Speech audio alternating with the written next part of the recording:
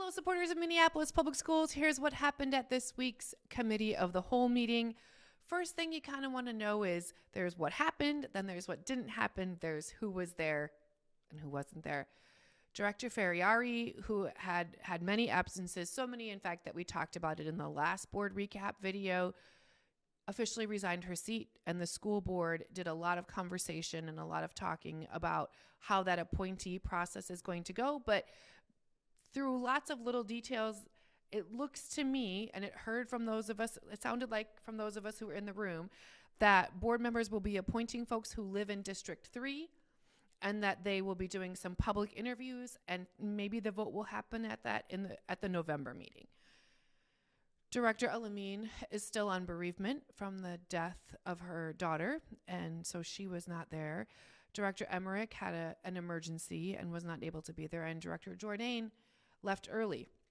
He said he had other obligations. So that left us with only 5 board members to hear a presentation on the board's resolution about getting us ready to start on school transformation. Some people are calling it school closures. They went back and forth with that language. So the first thing that you want to know is there were 4 elements to the board's resolution. And last night was their update that they were able to listen to of like, where are we at with each one of these things. The first part of that was a physical space study. So we're going to go through all of the buildings in a 3-week period and collect data from them, and then use that data to inform the process of what do we have, what do we not have, what do students need versus what do we offer, what are we not using. I'll say a 3-week physical space study is an incredibly tight timeline.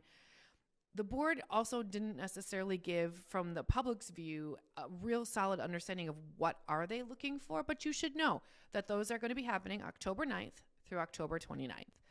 The second part of that presentation was about community engagement. How will we engage the community in figuring out what they value and what they don't value, what they need more of, what they don't want at all throughout this process of when we shift around schools, maybe potentially closing schools. I'll say there were 2 parts of that. Really, one was like, hey, let's look back at all the past data. Let's look at all the surveys. Let's look at all the engagement we've done already and see if there were themes. That's what they're working on right now. And then they also said that they really want to work on going to where families are. So they asked every principal in our district, what are the top 3 attended events at your child's school? And it sounds like they might try to hit some of those. I actually love this for an idea.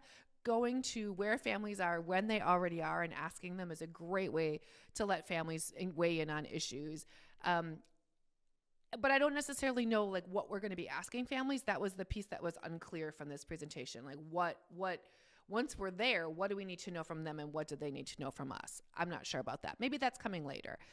Then there is a Spanish or a dual language immersion task force that's supposed to be started as a part of this process. We got an update on that. Again, for me, those details were pretty vague. I'm not exactly sure where we are in that process. It was a slide that was a little confusing for me to follow. So I'll see if we can learn more about that at the next meeting. And then finally, we learned about the finance. So the finance part of that. And that was the most vague slide of the entire evening. And I would say with the types of budget deficits that we have been predicting and talking about happening, literally September 30th is the last day that we can spend our COVID money, right? So with that coming up so closely, we got very little information about our finances.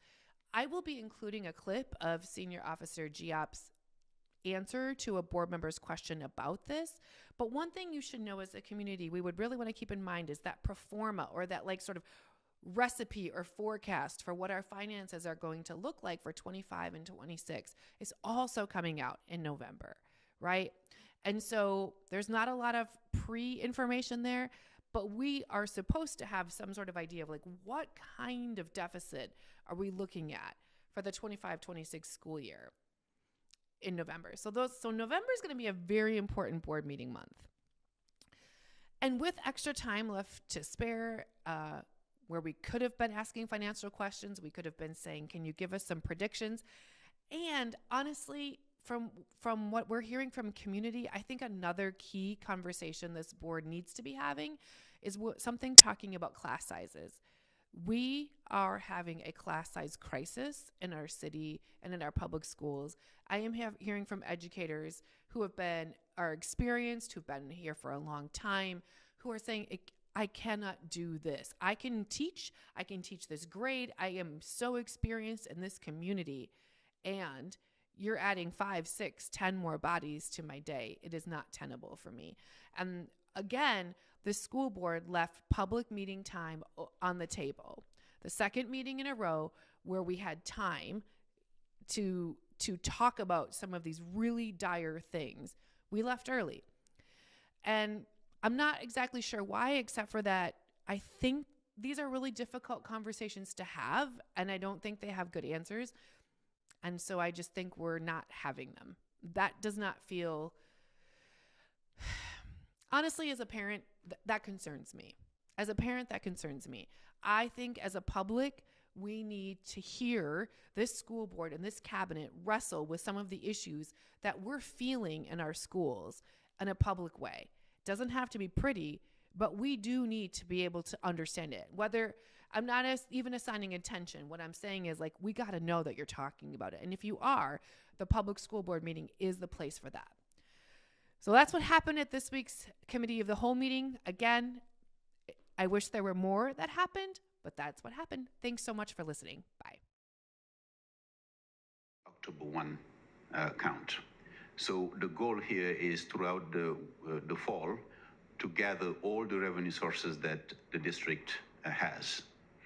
Then we would pair that with the forecasted expenditures, and that forecasted expenditure would be based on the past 3 years. And the audit would be the first place to go to see what is it that we spent last year. Chances are that we would be spending the same plus a inflationary factor. When we do that, then we would know where our expenses are. Now, gap determination refers to the reality of school districts in the country. In our case, rarely has it been the case that our revenues surpassed our expenditures. It has been the other way around. Our expenditures have been greater than what we receive. And that's why then, through this process, we would come to the board and say that our expenditures are at X and our revenues are at X minus 1. So that difference is what we would communicate to you all in the fall. And then would know what then we would do in January, February to close that gap. And we hope that that gap won't be as huge as the last year's one or the year that we're in. But still, that's part of the process that we follow every year to say that here is our revenue, this is our expenditure, and this is the gap that we have to fill. And we do that before the budget is rolled out.